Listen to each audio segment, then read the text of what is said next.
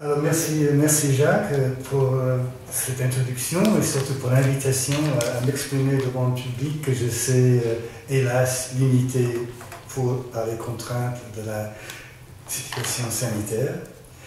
Je remercie la Fondation Pitard de m'avoir fait confiance en soutenant la publication de mon ouvrage et la maison genevoise Métis Press et tout particulièrement son directeur Franco Parecchini et son associé Marc Logos qui ont collaboré avec moi aux multiples étapes de sa genèse.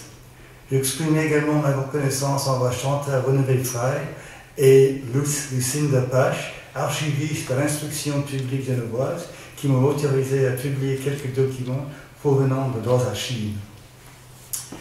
L'architecture et la fonction de la Fondation Maud-Même ne sont pas étrangères au thème de mon essai.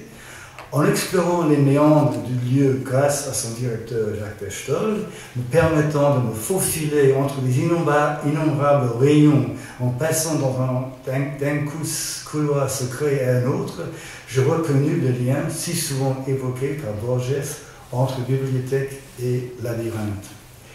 Je cite le quatrième de couverture de mon livre. Une découverte au hasard d'une promenade vénitienne peut bien vous amener à vous perdre dans un étrange labyrinthe. Il se trouve derrière une abbaye située sur l'île de San Giorgio. Un nom est inscrit en son centre, B-O-R-G-E-S. C'est dans ce labyrinthe que je vous invite à entrer en espérant ne pas vous y perdre. Comme on peut le voir sur la couverture du livre, il y a également un labyrinthe. Et le titre Borges Andrida l'évoque bien sûr aussi. Au cœur de ce labyrinthe nous attend peut-être un monstre, un minotaure, en tout cas un monstre de la littérature, Jorge Luis Borges. Il y a longtemps qu'on ne s'interdit plus de lier la vie et l'œuvre. Mon livre a cette ambition tout en étant l'essai d'un littéraire sensible aux mots et aux constructions. Dans ce labyrinthe, on croisera deux villes qui sont au centre de la vie et de l'œuvre de l'écrivain argentin, Genève et Buenos Aires. J'ai la chance de vivre dans la première de ces villes où l'on peut partir sur les traces de l'écrivain. On peut effectivement retrouver dans mon essai tout un parcours à travers Genève, depuis l'adolescence de Borges jusqu'à son décès, en repérant les lieux qu'il a fréquentés. L'appartement de la rue de Malagnou de l'époque, aujourd'hui rebaptisé la rue Audelaire, d'où le jeune homme pouvait voir les coupoles de l'église russe depuis sa chambre.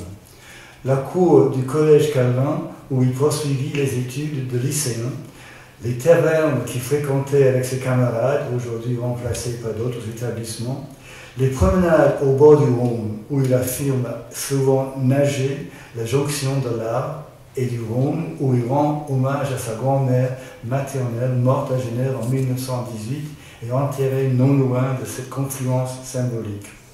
On peut contempler la cloche de Shinagawa, se trouvant devant le musée de l'Ariana, afin de mieux comprendre le poème intitulé « Signe » qu'elle a inspiré. Et bien entendu, on peut se rendre sur le site de sa tombe au cimetière des Rois, où elle est enterrée, pas loin de l'emplacement supposé de celle de Jean Calvin. Je laisse au lecteur le plaisir de revisiter ces lieux. Il faudra faire un plus long voyage pour se rendre à Buenos Aires, ce que j'ai fait en 2019. Dans cette ville, on trouve les noms, les quartiers, les maisons, les commerces, les bibliothèques et les cafés liés à l'écrivain. Il y a également une fondation dirigée par Maria Kodama, la veuve de Borges, que j'ai rencontrée et à Genève et à Buenos Aires, et qui voulait m'en ouvrir les portes. On me permettra ici une anecdote liée à mon voyage argentin. J'ai arrivé à Buenos Aires en plein G8, et la ville était quasiment sous couvre-feu. Au petit matin, j'ai reçu un téléphone de Maria Kodama qui me disait qu'Emmanuel Macron voulait aussi visiter cette fondation le même jour que moi. Vous pouvez imaginer la suite. Le président français avait également décidé de visiter un immense théâtre transformé en bibliothèque que j'avais heureusement découvert la veille. C'est dire si Buenos Aires était un labyrinthe.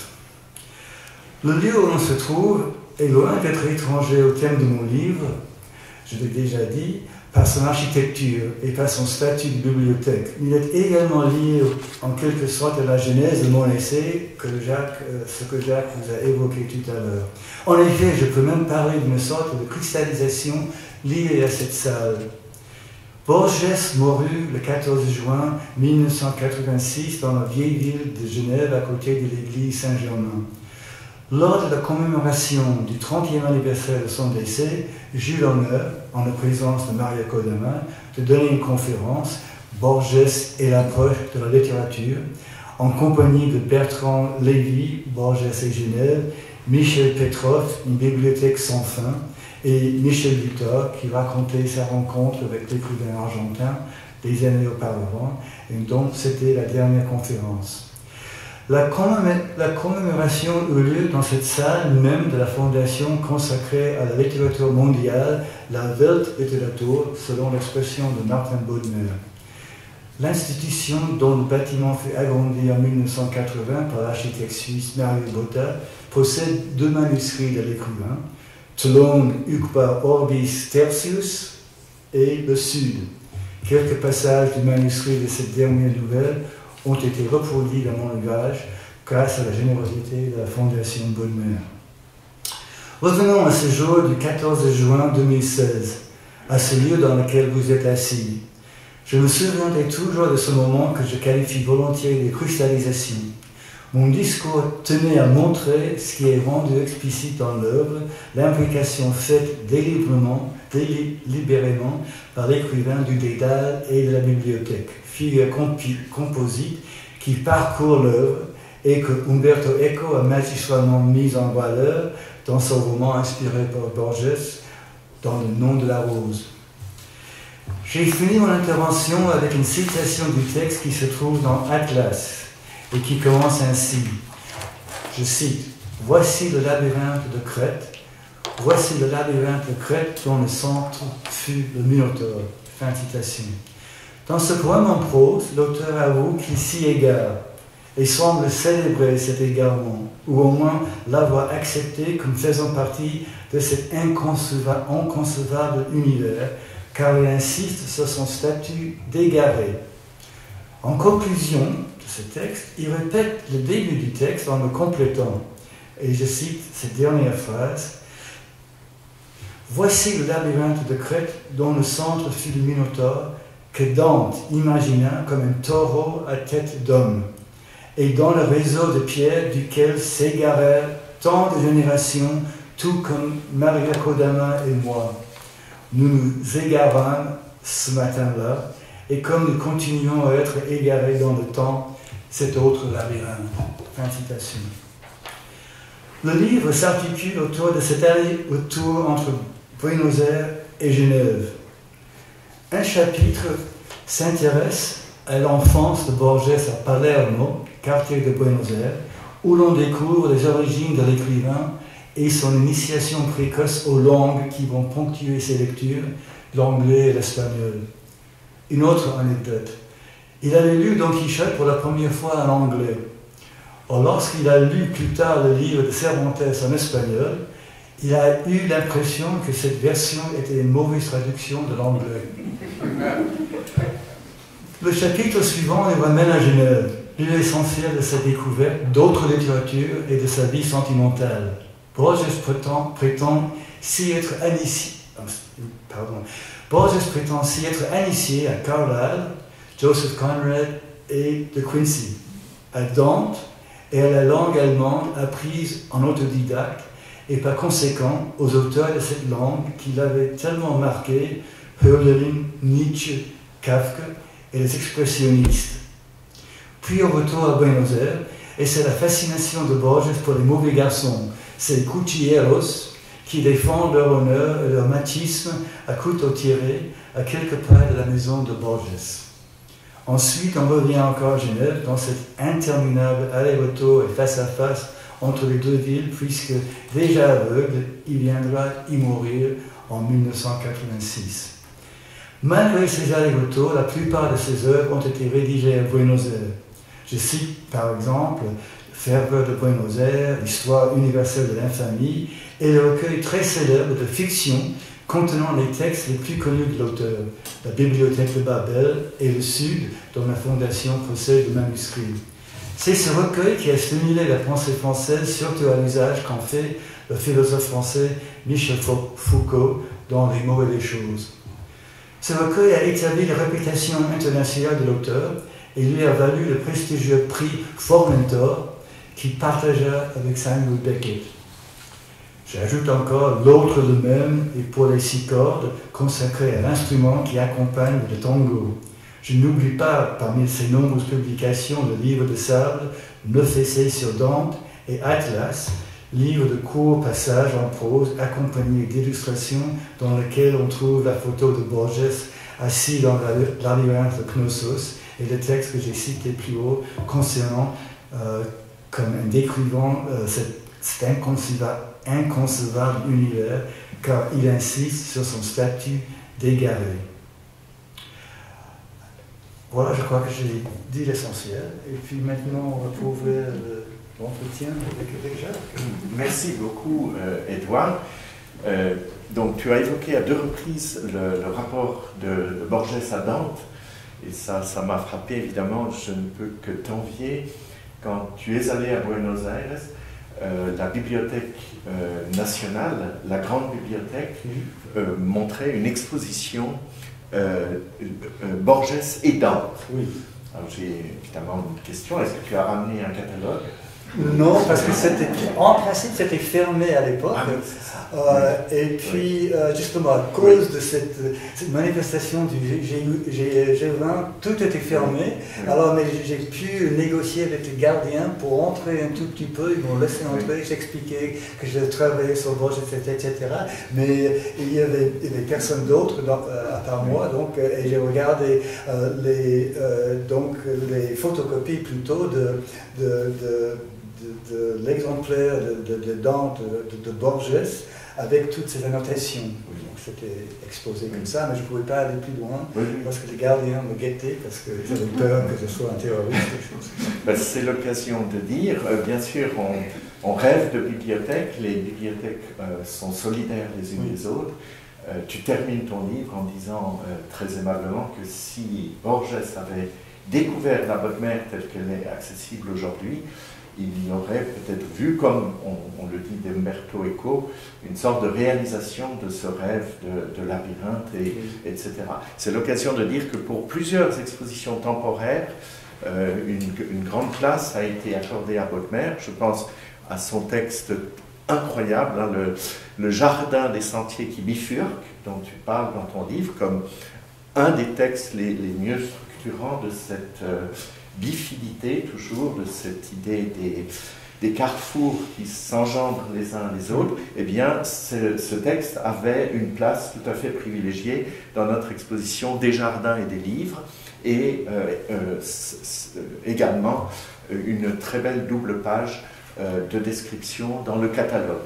Donc la prochaine exposition que nous ferons, Dante, va réserver une place évidemment importante aux 9 essais dont tu as parlé sur Dante.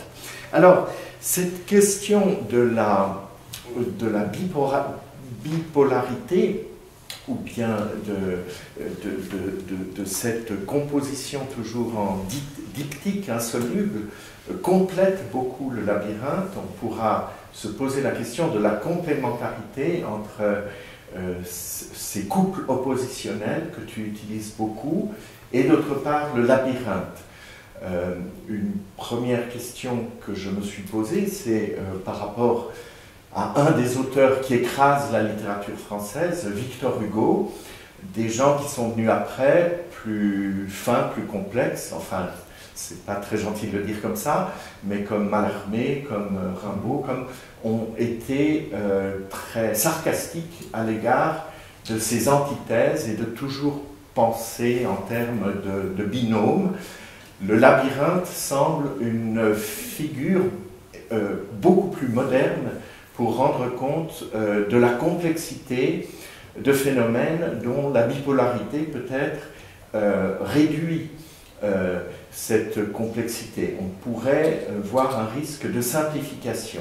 Mais en tout cas, on pourrait peut-être récupérer le labyrinthe, je ne sais pas ce que tu en penses, dans le fait même que tu déclines ces bipolarités en bipolarités infiniment démultipliées.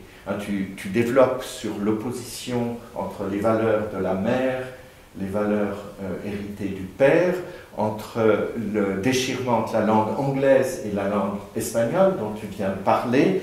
On pourra parler des choses pas très gentilles dites à propos du français et à propos de la langue française et des Genevois pris dans leur globalité. La bipolarité importante qui est l'objet du livre, c'est deux villes, deux univers, Buenos Aires et Genève, mais chacune, tu y trouves des dédoublements. Dans Genève, tu as toute une partie sur la région plutôt du Bourg-de-Four, de la vieille ville, et puis des développements sur le monde autour de la Place Neuve, etc., où il y a eu aussi découverte un peu malheureuse de la relation amoureuse. Un très beau fil rouge du livre d'Édouard, c'est la jonction et cette asymétrie entre le Rhône majestueux, hyper célèbre, et cet affluent au fond plus discret, mais qui n'en est pas moins valeureux, qui est l'Arve et qui apporte ses valeurs propres. Et il semble que pour la promenade quotidienne de Borges à Genève, cette jonction d'un cours d'eau à partir de deux composantes qu'on peut caractériser et différencier assez nettement, jouait un rôle aussi. On pourrait multiplier ces bipolarités.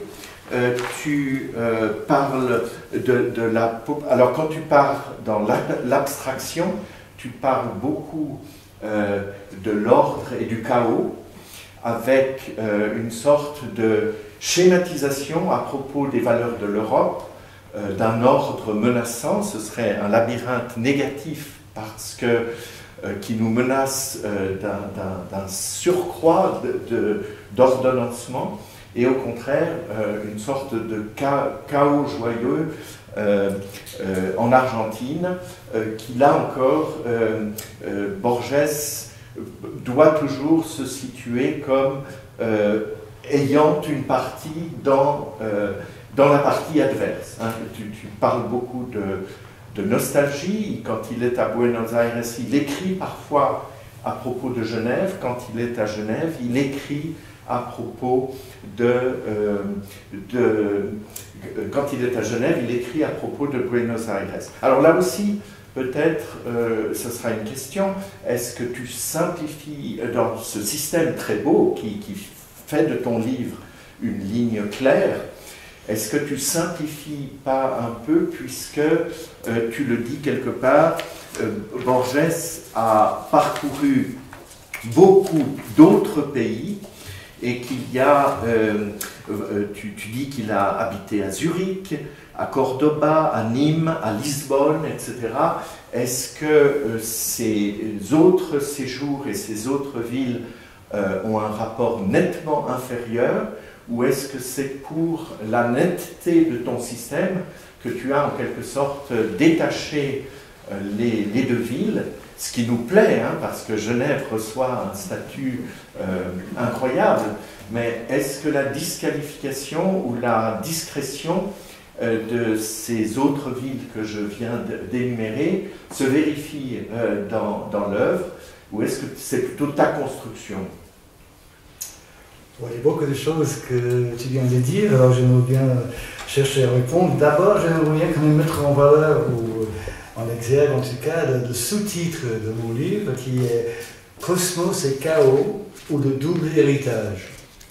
Et Borges, dans un premier temps en tout cas, met l'accent dans son œuvre sur cette bipolarité, si vous voulez bien, en disant en effet que pour lui, donc ça c'est sa réflexion, pour lui, donc d'après son expérience, l'Europe c'est le continent de l'ordre, donc de la hiérarchie, tout le monde connaît sa place, il y a des règles, on sait à quoi s'en tenir. Alors il compare ou il contraste cet ordre européen avec ce qu'il appelle le chaos en Argentine. Donc il a lui-même cette figure dans son esprit. J'ajoute en passant que je ne vais pas être vulgaire, mais je me fiche un tout petit peu de dire si c'est moderne ou pas moderne. Ce n'est pas quelque chose qui m'intéresse beaucoup. J'ai eu la même problématique avec Proust, où effectivement il y a des gens qui veulent dire Proust est moderne, et tout ce qui va à l'encontre de cette hypothèse, les gens ne voient pas. Ils sont aveugles, et quand on met le doigt dessus, la cathédrale de Proust, etc. Non, c'est pas possible, il n'a pas pensé ça. Donc voilà, je suis un peu en rupture avec tout ce mouvement qui veut à tout prix pousser la valeur d'une œuvre en fonction de sa modernité. Alors, il y a aussi l'origine, comme tu l'as évoqué, donc qui est aussi mise en valeur par Maria Kodama elle-même, quand elle revient à l'origine de Borges, avec ses deux grands-mères, parce qu'il vivait avec ses deux grands-mères quand il était petit, et donc l'une lui parlait en anglais et l'autre lui parlait en espagnol. Et en plus, la mère dit que Borges avait beaucoup de mal à parler. C'est-à-dire quand il était petit, il ne pouvait pas articuler, il articulait de façon bizarre, et que même toute sa vie, elle a bégayé. À quel point qu'il y a bien beaucoup de ses conférences, en fait la plupart des conférences, n'ont pas été articulées par lui, il a demandé à quelqu'un d'autre de les lire. Donc il avait une timidité, pas dire maladive.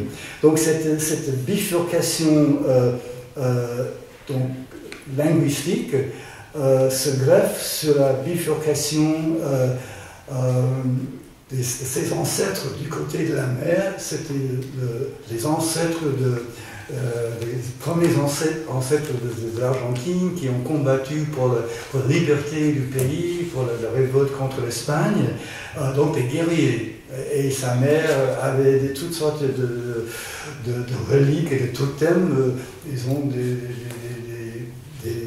badges d'honneur de ses ancêtres à elle. Donc chez elle, l'homme était quelqu'un de viril, qui devait justement savoir se battre. Chez son père, c'était tout à fait différent. Son père était professeur de psychologie, il donnait son cours en anglais, parce que sa mère était venue de Manchester. Et lui, justement, il était un grand sensible à la fois à la philosophie et à la littérature.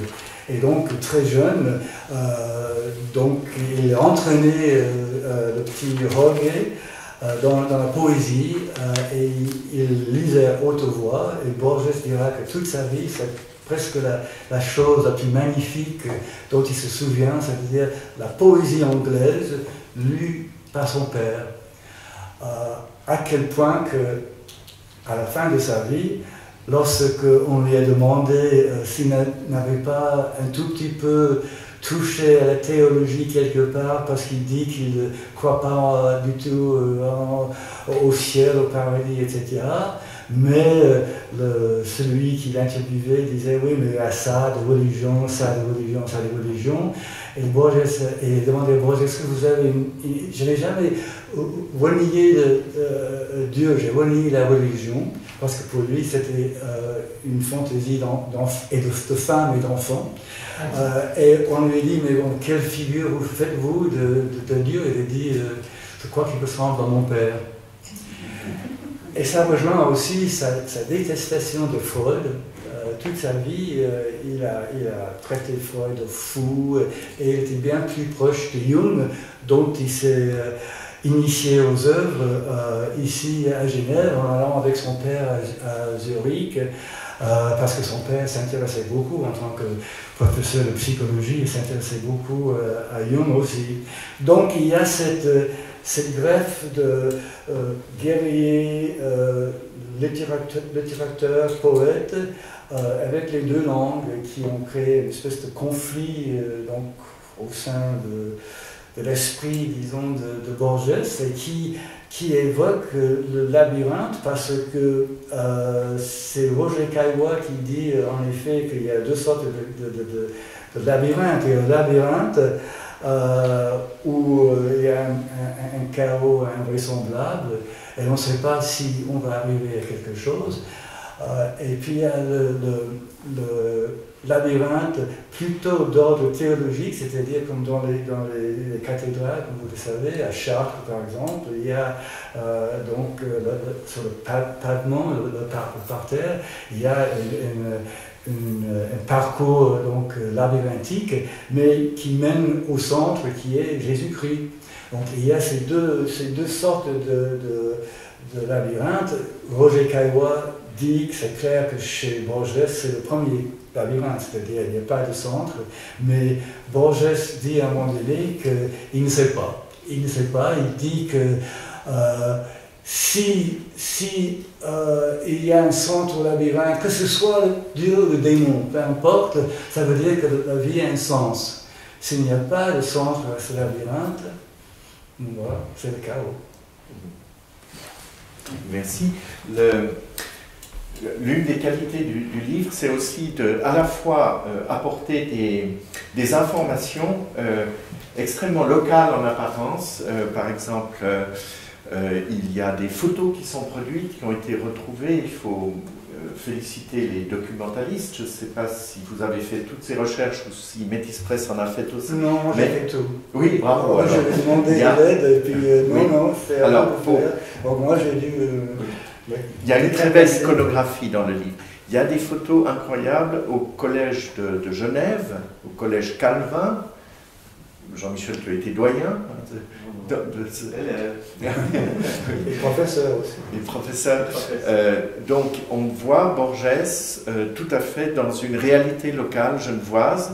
Tu racontes qu'il est devenu ami avec Slatkin, l'oncle de Michel Slatkin qui allait fonder les éditions Slatkin, etc. On retrouve des noms qui sont côtoyés. C'est aussi assez drôle quand il s'exprime, hein, je reprends ce que j'esquissais tout à l'heure, hein, les Suisses, je ne les aime pas, je ne cache pas mon antipathie, mais je pardonne tout parce qu'il y a des individualités extraordinaires, et les 4 qu'il énumère qui sortent du lot, ça va nous plaire, c'est Paracels, Rousseau, Amiel et Paul Klee. Hein, ça, c'est, par exemple, alors un pays qui sort des génies hors du commun, comme ces 4-là, on pardonne tout. Mais également donc des liens interpersonnels ou des rapports personnels à des lieux que nous connaissons tous très très bien, qui nous touchent. Il dit d'ailleurs, tu le lui fais dire, tu donnes une très belle citation, je connais au fond mieux Genève que Buenos Aires. Et à côté de ça, on pourrait être dans l'anecdote la plus informative, eh bien tu élèves tout ça à un système, on parlait du Rhône tout à l'heure, tu mets ça en orchestration vaste tout à coup avec son obsession de l'opposition entre Héraclite et Parménide, et cette idée toujours qui revient du flux héraclitéen, on ne se baigne jamais dans le même fleuve, on a une discussion sur on ne se baigne jamais, parce qu'il traduit, on ne descend jamais dans le même fleuve. Tu montres aussi qu'il est un grand lecteur de bout en bout de sa vie de Spinoza, qui va aussi lui permettre de mieux comprendre sa structuration peut-être bipolaire, etc. Donc il y a à la fois dans ce livre un ancrage, une vérification empirique en quelque sorte par Borges dans la réalité des terrains. Hein. Je disais qu'il divise Genève en deux, mais ô combien il divise Buenos Aires en deux. Hein. Il y a la Buenos Aires du Nord, et il y a celle du Sud également. Donc ces systèmes bipolaires engendrent eux-mêmes des bipolarités plus fines. Et donc c'est une chose qui m'a énormément frappé chez quelqu'un qui oppose l'engagement dans la littérature en assumant une position que c'est totalement un monde autonome, et en même temps un ancrage dans le réel qui semble étayer tout ça, qui semble indispensable pour nourrir le réel tel qu'il s'offre, le réel de la nature peut-être aussi, mais le réel des villes, le réel des urbanités construites par l'homme offre la matière de sous-tendre, de soutenir ces grands systèmes symboliques auxquels il arrive. Alors, est-ce que tu serais d'accord pour dire qu'il y a cette dimension à la fois de passer au système abstrait ou de l'exemplification dans des fictions pures, et en même temps de tenir, bon, en même temps c'est un peu politiquement à la mode, hein, en même temps de tenir la réalité la plus concrète et de ne pas perdre de vue complètement le réel. Je crois qu'en effet, il y a ce va-et-vient entre ces deux lieux qui devient un tout petit peu, comment dirais-je, allégoriques en quelque sorte. Ces deux lieux représentent deux possibilités qui s'imposent à lui depuis tout petit, parce que justement en plus il y avait cet alignement sur ses parents, mais le fait est que en plus, par exemple, à l'intérieur de Buenos Aires, il divise clairement le centre et la périphérie. Et on a souvent remarqué que Borges se veut l'écrivain des marges. Il déteste le centre, il déteste par exemple le port de Buenos Aires, parce que là il y a beaucoup d'influences étrangères. Il revient, tu dis nostalgiquement peut-être, vers une origine un peu plus pure, mais cette origine plus pure implique quand même l'acceptation d'une violence qu'il découvre peu à peu en approfondissant les origines de cette ville, les origines des quartiers, comment justement il y avait des gens qui étaient expulsés de ce centre. Et donc il y a toujours cette envie de voir les deux lieux, un lieu connoté positivement parfois et un autre connoté négativement. Mais je voulais quand même revenir à cette histoire de Genève. Tu donnes quand même une image de sa vision de Genève qui ne correspond pas tout à fait à ce qu'il ressent, en tout cas à la fin, lorsque en vivant à Genève, lorsqu'il rencontre le professeur Inigo Madrigal, Luis Inigo Madrigal à l'Université de Genève, parce que ce professeur veut justement avoir le privilège, parce que c'était un spécialiste de la littérature hispano-américaine, il voulait avoir le privilège de savoir un peu plus sur Borges. Et puis, quand il rencontre cet homme qui descend dans son hôtel, Borges dit à Inigo Madrigal, « Ah, vous avez de la chance ». Et Inigo ne sait pas trop, il dit « Pourquoi ?» Parce que vous habitez Genève. Donc voilà, c'est quand même une explication de cette bipolarité, si j'ose dire, comme tu le dis. Et il y a une autre chose que je trouve très curieuse, parce qu'effectivement, il a dit du mal de la Suisse et de Genève, et Maria Kodama donne une explication qui est pour moi très, très curieuse, en le connaissant bien, évidemment, c'est son mari. Elle s'est mariée avec lui sur le tard, mais en fait, elle a fréquenté, certains disent, sa secrétaire, sa collaboratrice, elle refuse toutes ces appellations, mais elle le connaît bien. depuis quelques décennies en tout cas. Et elle a dit, pour expliquer ce qu'il a pu dire de mal sur Genève, que Borges étant très sensible quand il a dû quitter Genève, et quand il a quitté, il avait une trouille invraisemblable de retourner en Argentine, et il voyait la catastrophe, il ne voulait pas quitter Genève. Alors elle dit qu'il y a quelque chose dans sa psychologie qui l'a poussé après, en voulant se détacher de Genève, faire une sorte de sévrage. Et il devait se convaincre que Genève n'était pas forcément bien pour lui et que justement il devrait s'adapter plus à Buenos Aires et donc s'adapter à Buenos Aires et à cette culture-là qui n'avait rien à voir avec la culture qu'il a connue à Genève, l'obliger à créer une mauvaise image de Genève. Mais en fait, à la fin de sa vie, il veut revenir ici pour mourir. Alors, c'est une des pensées les plus profondes sur la bibliothèque, et ça nous touche, ça nous concerne. Évidemment, il y a la bibliothèque dans sa matérialité, ses corridors de rayons, c'est des choses que va reprendre son successeur comme directeur de la bibliothèque de Buenos Aires, Mangel.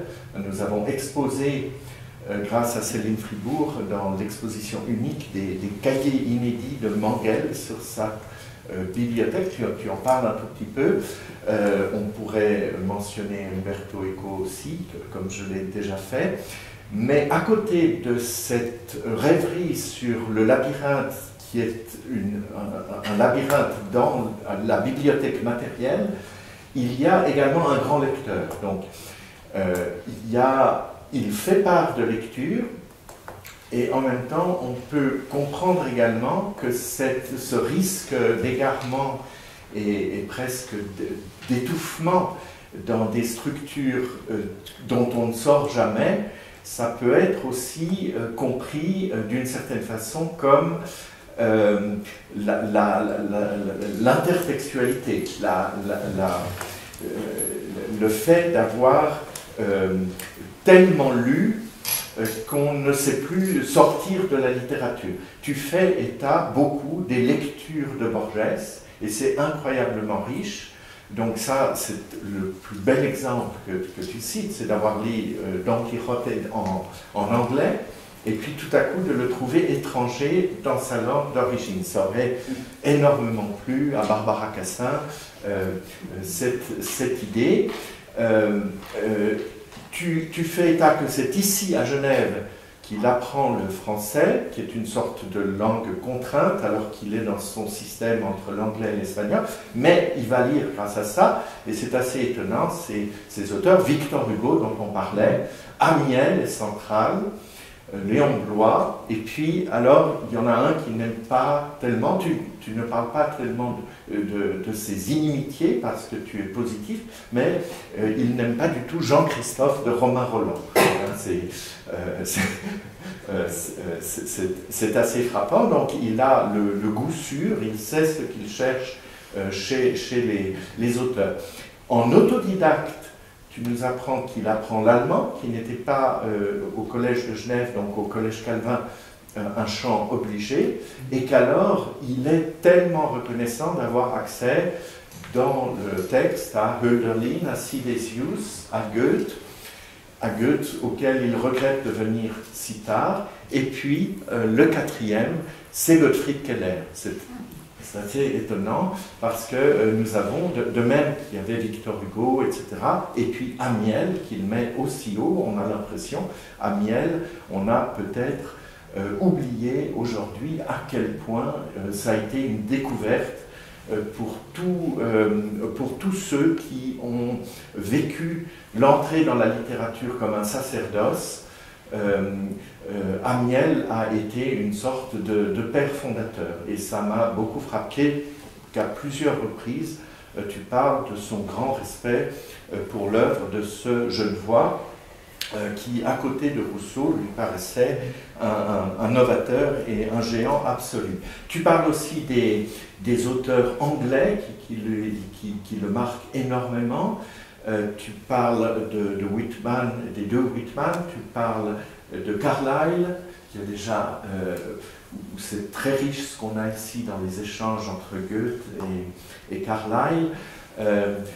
C'est évidemment un boulimique de lecture, et on peut aussi penser que cette image du labyrinthe a à voir avec ce risque d'encombrement qu'on a quand on aime et quand on habite tellement la littérature.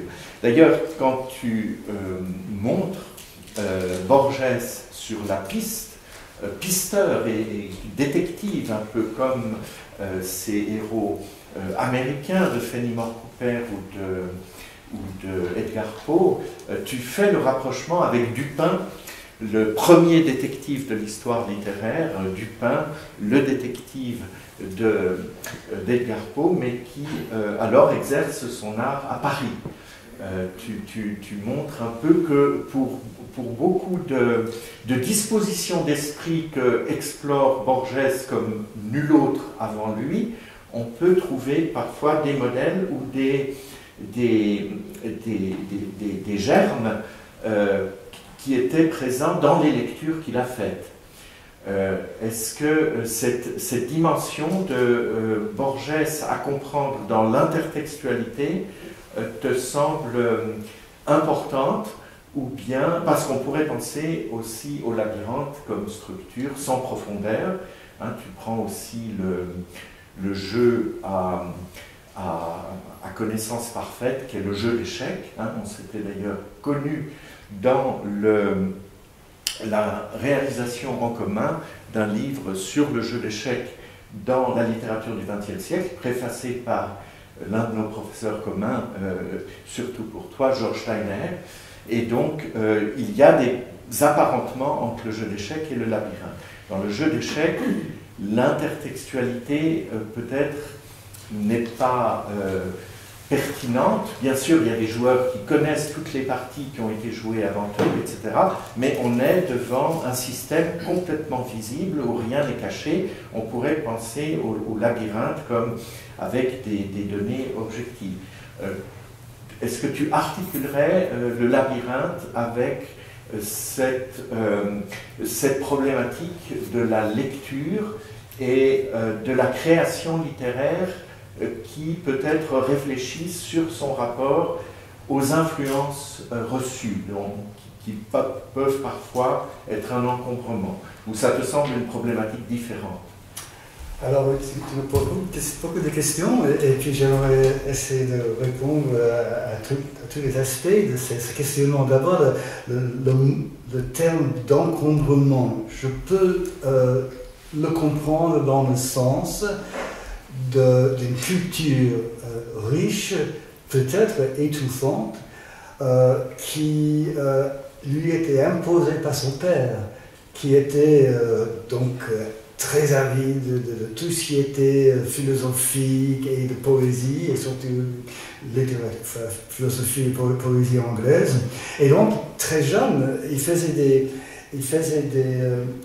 donnait des leçons à son fils, et puis, justement, une des leçons qu'il donnait pour faire comprendre le monde à son fils, c'était sur l'échiquier.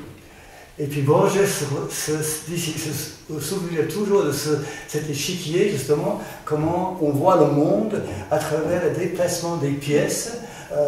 Il avait 4 ou 5 ans. Alors, le père voulait lui montrer comment on peut voir le monde à travers une espèce de schéma, des pièces qui se déplacent, des pièces qui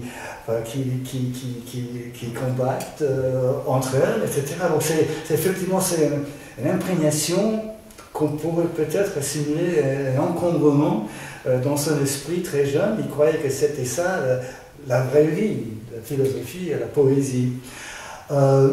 Alors, tu parles aussi, donc j'enchaîne avec la lecture, les lectures toute sa vie. Il faut quand même savoir qu'à partir vers l'âge de 50 ans, il est devenu aveugle. Donc il ne lisait plus. Il avait donc dû demander à beaucoup de gens qu'ils viennent lui lire, et puis il disait exactement ce qu'il fallait lire, il savait très bien où se trouvaient les livres dans sa bibliothèque. Donc il disait oui, vous allez chercher dans le rayon supérieur, le troisième livre, donc à gauche ou à droite, et puis donc son encombrement, si tu veux, est devenu un encombrement auditif, en quelque sorte. Il ne voyait plus ses textes qu'à travers la voix de ses lecteurs. C'est donc quelque chose que je trouve assez passionnant, parce qu'en fait, non seulement il devait lire à travers la voix de quelqu'un, mais il devait écrire à travers la voix de quelqu'un. Ça change tout à fait l'optique par rapport à cet encombrement. C'est un encombrement venu, mais qui est devenu non seulement visuel, mais auditif. Tu as bien parlé de ses lectures. Il a découvert Whitman, donc le poète américain, à Genève. Il a même écrit des lettres. Je suis whitmanien, etc. Il a entretenu une correspondance avec ses amis d'école, enfin de lycée, Jablinski et Abramovich, toute sa vie. Il s'est identifié, on a le texte qu'il a écrit, quand il était à Genève, à Raskolnikov, de Dostoïevski et Hamlet, et adorait Conrad, il trouvait que c'était le meilleur romancier du monde. Et il faut dire quand même que Conrad, à l'époque, juste un peu avant l'époque de Borges, a vécu à Genève. Et puis il a écrit un livre donc, qui donne l'ambiance de Genève à l'époque où Borges y était, c'est-à-dire une ville d'espions. C'est pendant la Première Guerre mondiale et surtout après la Révolution russe. D'après ce qu'on découvre, non seulement en lisant Conrad, mais en lisant aussi Borges, Carouge était une espèce de nid d'espions. Personne ne savait à qui on pouvait se confier. Et donc, Conrad a écrit un grand livre, un livre qui m'a marqué assez jeune, qui s'appelle Under Western Eyes, sous les yeux de l'Occident, où on décrit justement ce qui se passe à Genève, à Carouge, entre ceux qui travaillent pour le tsar, ceux qui travaillent pour les bolcheviks, et tous les conflits que ça a suscité à Genève, qui était apparemment un centre de stratégie parmi les espions pendant la guerre. Et donc, pour revenir à ces dernières comparaisons, l'expérience que tu as fait, justement, le jeu d'échecs, c'est comme cela. J'en parle beaucoup. Je crois que c'est le paradoxe de Zénon, donc un parmédien, donc un Zénon d'Élée, que le père voulait illustrer en déplaçant des pièces sur un échiquier. Donc voilà, le jeu d'échecs, dès le début, était lié au labyrinthe pour lui. Oui, un grand merci. Donc cette histoire de l'asymptote est très présente dans l'œuvre sous différents aspects. Donc l'idée que des bibliothèques vont finalement générer tellement de livres qu'il n'y aura plus un lecteur capable non seulement de lire tous les livres, mais même d'en saisir le mode d'emploi. Il y a des liens avec cette affaire de Zénon d'Élée dont tu parles souvent, de la flèche qui ne rejoint jamais quand Achille, la flèche qui n'atteindra jamais la cheville d'Achille, puisque on divise toujours par deux la distance. Comme on trouve dans le cimetière marin de voilà, oui, Valérie. Exactement. Et le lièvre qui ne rejoindra jamais la tortue, etc. Ou quand Zénon fait un pas pour prouver, on ne sait pas si c'est l'immobilité ou le mouvement, mais il y a toujours cette idée de quelque chose qui est illimité et qu'on retrouve dans la conception de la bibliothèque. Alors, c'est l'occasion de dire ces lectures que tu mentionnes, des grands auteurs anglais qui doivent en effet être étoffés. Tu as parlé de Shakespeare, de Melville, de Conrad, que dans les papiers cédés par Maria Kodama, et on est reconnaissant à la Fondation Bodmer, il y a des essais sur, par exemple, il y a l'essai sur Coleridge. Et c'est assez amusant parce que dans l'essai sur Coleridge, vous avez ici le facsimilé, tout à coup il interrompt, alors il dictait en général à son secrétaire, mais il a besoin de faire à l'encre Coleridge en train de fumer du hashish ou quelque chose, et qui est en discussion tout à fait sereine avec une sphinge qui est apparue sous l'effet de l'hallucination. Et donc Coleridge, ce grand poète, auteur du Rime of the Ancient Mariner, qui est aussi avec Conrad et Melville un des grands auteurs de la mer. D'ailleurs, c'est assez amusant, ce continental Borges qui est fasciné par ces auteurs de l'océan. Eh bien, nous avons beaucoup d'écrits de Borges sur les auteurs qu'il a lus. Il avait peut-être que ça l'aidait entre cette dialectique du chaos et du cosmos, de fixer ses idées par des petits rapports de lecture, pouvait d'une certaine façon l'aider à ne pas avoir un désordre né de cette surabondance de lecture. Mais peut-être que nous pouvons demander à l'assistance, donc s'il y a des questions que vous voulez poser à Édouard. Oui, Gérald. Oui, une question qui touche à la fois la Suisse et la découverte tardive de l'allemand par Borges. Est-ce qu'il s'est prononcé au sujet de l'œuvre de Jeremias Gotthelf, par exemple? Non. Qui est quand même un bon Suisse. Oui, non, je n'ai pas souvenir. Gottfried Keller, c'est vrai. Gottfried Keller, oui.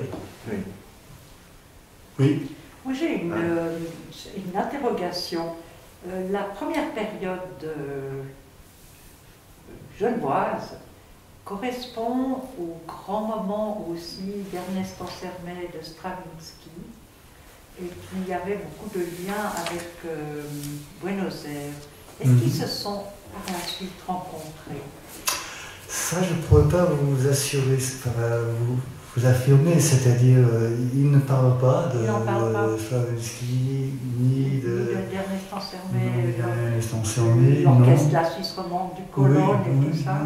Non. Puisqu'il aimait tellement Genève, ça fait partie Mais la musique de Buenos Aires. La musique ne fait pas tellement partie de son parcours en fait. La peinture un peu plus, il a même prétendu, et on ne sait pas si c'est vrai ou pas, que sa sœur a suivi les cours de dessin avec Fernand Audelaire. On n'a pas retrouvé les traces, c'est lui qui l'affirme, je ne sais pas. Et on pourrait peut-être ajouter, mais je parle sous ton contrôle, que de façon plus générale, il y avait une forme d'évitement de la vie sociale avec les élites genevoises. C'est-à-dire qu'on est étonné, justement, aucun rapport avec Bodmer, alors qu'ils sont quand même contemporains pour un bon moment, aucun rapport. Butor axait un peu son exposé là-dessus, qu'il y avait... donc on savait qu'il y avait Borges, c'était un génie absolu, donc tout le monde aurait voulu l'avoir à sa table, mais il y avait une forme de système qui n'avait pas besoin de se nourrir de mondanité, et qui, en quelque sorte... Alors Maria Kodema insiste beaucoup, c'est une des réponses qu'on peut faire quand tu me dis « je n'ai pas été tout à fait juste sur son amour pour Genève », mais il semble, Maria Kodema ne le dit pas comme ça, mais que c'est grâce à son amour pour elle que Genève, alors, est la ville... C'est elle qui l'a dit. C'est elle qui l'a dit, hein, c'est la ville du bonheur. Elle lui suffisait totalement. Et la topographie plus Maria Kodema et le monde est habité. Oui. Je pensais plutôt à son retour à Buenos Aires. hein. Oui. Donc son jeune âge, quoi. Oui, oui, Pas tellement à Genève, mais après. oui, oui. Bah non, voilà. Mais je voulais ajouter pour conclure justement que, comme tu disais, qu'il y avait cette bifurcation, cette bipolarité, cet encombrement même dans son esprit. Je ne peux pas avancer cette hypothèse autrement que comme une possibilité, mais à la fin de sa vie, il s'est préoccupé beaucoup de ses origines anglo-saxonnes.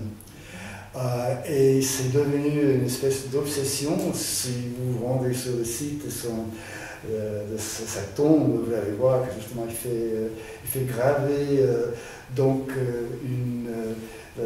l'image d'une bataille très connue en Angleterre, la bataille de Maldon, avec des inscriptions qu'il a utilisées déjà dans sa poésie à la fin de sa vie. Et alors justement, j'ai dit que je ne peux pas commencer à dire que c'était hegelien à la fin de sa vie, mais il y a peut-être aussi ce côté thèse-antithèse entre le chaos et l'ordre absolu, dans cette quête d'origine qui dépasse les deux pôles, une espèce de synthèse intime où il rejoint tout de même sa grand-mère maternelle, mais il rejoint aussi les origines de la langue anglaise. Il est fasciné par les premières personnes qui utilisaient, qui transformaient l'allemand en anglais, en vieil anglais, et il est fasciné aussi par ces guerriers qui se battaient contre les Romains pour les exclure, pour les chasser de l'île. Tout à fait. Alors aussi dans la série des rapports qui n'ont pas eu lieu, il est au cimetière des Rois, pas très très loin de Robert Musil, qui était aussi qui a fini ses jours à Genève. Par contre, c'est assez amusant, si j'ose dire, juste derrière sa tombe, c'est Griselidis Real, oui, qui est qui mérite bien d'être là, mais voilà, disons que c'est pas là aussi, il n'y a pas eu de relation. Oui. Oui. Oui, alors simplement encore une fois par rapport à ces bipolarités, ces ambiguïtés, d'abord on aurait pu imaginer qu'il écrive en anglais, s'il était tellement fasciné par ça. Est-ce qu'il était... Ça, il a tenté, il a écrit quelques poèmes en anglais, que... mais à un moment donné il a dit, voilà, ça ne prend pas, je suis condamné à écrire en castillan. Et notamment c'est la grande absente, c'est quand même cette littérature castillane, qu'elle soit contemporaine ou ancienne, à part Cervantes, et comment il s'appelle, Louise de Mena, je crois. Oui. Mais à part ça, il ne connaît pas ou il ne veut pas connaître? Non, il a hérité cette méfiance de tous les Argentins par rapport à l'Espagne. C'était, dans la famille de sa mère, c'était le diable, l'Espagne. Et c'est pour ça, quand ils étaient en Europe, et puis ils sont quand même allés à Madrid, il avait quand même l'impression de faire une transgression, parce que c'était tel mythe, le rejet de tout ce qui était espagnol en Argentine. C'est pour ça, justement, il avait choisi l'Argentine, et puis j'imagine que c'est à cause de cela que le père a choisi Genève, un pays neutre à l'époque, pour éviter tout contact avec le père a choisi pour la scolarité de ses enfants. Ils sont venus exprès, lui, de sa famille, Jorge et sa sœur Nora, pour faire la scolarité en Suisse, à Genève. Donc, il voulait à tout prix éviter l'Espagne. Pourtant, il est allé, à un moment donné, il a adoré oui, voilà, il a découvert une nouvelle poésie espagnole, etc. Ouais. Mais il a toujours eu l'impression qu'il trahissait ses racines. Ouais. Merci. Encore une question? Moi, c'est pas vraiment une question, mais j'aimerais quand même intervenir à propos de ce qui a été dit. Donc, la bipolarité originelle, c'est le chaos et le cosmos. Et quand tu en as parlé, pour répondre à M. Bachkol, tu as cité Caillois, et tu as dit que Caillois part d'une part d'un labyrinthe chaos et d'un labyrinthe cosmos. Et tu as cité l'exemple de Chartres, et c'est là que je voulais en venir, parce qu'il y a des curieux hasards dans la vie que je trouve être complètement étonnant dans les particuliers. Tu as dit donc à Chartres, c'était labyrinthe cosmos, et on aboutit à la figure de Jésus-Christ. Or, on sait, il ne faut pas oublier que c'était une franc-maçon qui édifiait ces cathédrales merveilleuses, et on sait que donc la figure, elle a disparu, elle n'y est plus. C'est un oui, j'ai passé, oui. Mais on sait que c'était le Minotaure qui était représenté. Ah, d'accord. Peut-être à titre oui. symbolique, hein, oui, mais oui, ils se sont permis de mettre le Minotaure, ça je le sais, je suis sûr, oui. J'ai vu un documentaire complètement par hasard sur cette question. Et j'ai trouvé ça stupéfiant parce que, dans le cas, tu as dit, j'allais presque dire ange ou démon, qu'importe si tu rends les instants moins lourds, tu as dit que pour lui, c'était pas important finalement que ça soit une figure divine, exactement. Donc il a son une figure démoniaque, mais que c'était la vie. Donc, oui, mais quand il dit peu importe Dieu ou démon, on entend Dieu ou Minotaure. Et donc c'était le Minotaure qui était au cœur. Et donc c'est quand même inouï, en l'occurrence. Alors, merci beaucoup de cet apport. C'est vrai, ça nous ramène à cette figure centrale du labyrinthe. C'est l'occasion de dire que la Fondation Bodmers devait être l'hôte d'honneur de Art Genève et qu'il nous était commandé une exposition sur le labyrinthe. Et qui, je ne sais pas ce que sera Art Genève en juin, mais nous ne pouvons pas engager les 25 000 francs qui sont nécessaires à cette exposition et qui risquent de ne pas avoir lieu. Donc, ça sera reporté à la dernière semaine de janvier 2022. On fera une exposition à l'occasion d'Art Genève sur le thème du labyrinthe. Borges y aura évidemment sa place avec le jardin des sentiers qui bifurquent. C'est aussi étonnant que, à l'occasion, puisqu'on a déjà préparé toute l'iconographie de cette exposition, la couverture de la première édition du Nom de la Rose de Umberto Eco, c'est aussi un labyrinthe. Évidemment que la thématique là est plus explicitement en lien avec ces grandes cathédrales du Moyen-Âge qui avaient ce petit trajet initiatique en leur cœur. Est-ce que quelqu'un aurait encore une question rentrée qui lui donnerait des ulcères Oui.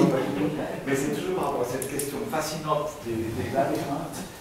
Quand on voit celui de Chartres, on voit celui d'Amiens, donc au centre, il y a des plaques qui sont tout à fait anonymes, avec des textes insipides et pas du tout colorés. Mais ce qui est intéressant, c'est que exactement au-dessus du labyrinthe, à Chartres, il y a une pierre particulière qui devait symboliser le cosmos et tout ce que cela peut signifier. Et ce qui est aussi intéressant, c'est quelles sont les hypothèses qui expliquent pourquoi la plupart des labyrinthes, parce qu'il y en avait dans toutes les grandes cathédrales, pourquoi la plupart, sauf deux, Chartres et Amiens, ont été détruits. Et alors, on est très intéressé d'apprendre que, de même que l'Église avait autorisé des manifestations de joie, de libation, à même plus, eh bien, il y avait des jeunes à qui on apprenait des danses et des mouvements de déplacement dans le labyrinthe, et c'était pour leur montrer que dans le monde, on se perd et que la foi est nécessaire. Et ces danses ont tellement dégénéré que peu à peu, on a dit non mais le labyrinthe est dangereux. Alors voilà. Oui, tout à fait. Je voulais juste ajouter qu'effectivement, il y a deux aspects à ce labyrinthe, c'est-à-dire, en effet, Caillois fait la distinction entre le labyrinthe qui mène nulle part, en quelque sorte, mais le labyrinthe, justement, comme Yves, tu l'as bien dit, qui mène au centre, c'est un labyrinthe forcément lié au sens. C'est-à-dire, parce que dans l'autre labyrinthe, on peut se perdre éternellement, infiniment. Mais dans le labyrinthe tel qu'on trouve dans les cathédrales, il y a un parcours obligé. On ne peut pas se tromper trop. Si on est un tout petit peu, si on fait un peu attention, on va quand même arriver au centre. Donc c'est un peu le parcours qui donne sens à la vie, que ce soit justement une foi en Dieu ou en un Minotaure qui reste à être défini. Je pense qu'on peut dire à ces propos en conclusion que Édouard s'est noué comme personne à la fois la tradition et ce qu'il y a de proprement moderne. Il s'est montré à juste titre agacé que certains dirait ceci c'est moderne, et là vous êtes rétrograde ou conservateur si vous vous intéressez encore à un plancher d'une cathédrale, etc. Déjà dans la Venise intérieure, il saisissait de façon centrale la modernité, pardonne-moi, de Proust, tout en montrant à quel point c'était ancré sur l'héritage du respect des plans des cathédrales, etc. Ça n'était pas incompatible. Et là, on peut dire que toi aussi, tu noues ta bipolarité. Très, très grand expert qui sait décrire le propre de la modernité, mais qui ne perd pas en route l'ancrage sur la tradition. Et on retrouve dans le Borges des qualités qu'avait apprécié avec une immense admiration ton jury de thèse à propos de la Venise intérieure. En tout cas, un très très grand merci d'être venu parler.